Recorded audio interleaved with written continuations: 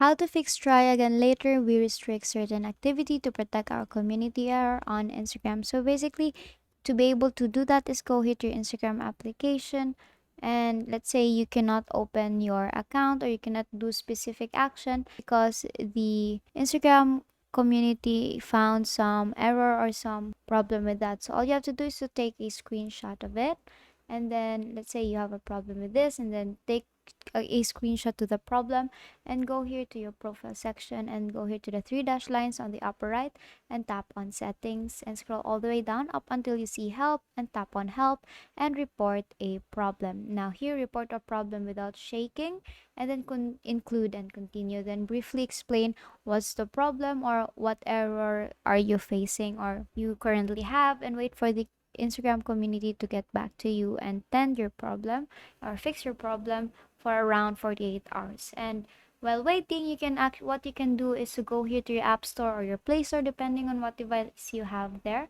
and go to Instagram. Now here on Instagram, you have to make sure that you have updated your application.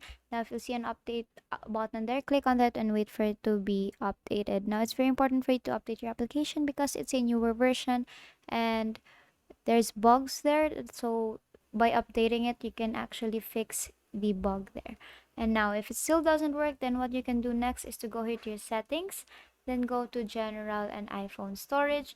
And for Androids, you can clear cache your Instagram application, and for iPhones, you can reinstall the application. Now reinstalling it means you are going to, because you're going to refresh the application and restart the application.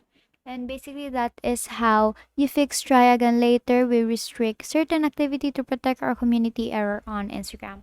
And that is all for today. If this video helped you, please give us some thumbs up and subscribe to our YouTube channel for more tutorials. Thank you for watching.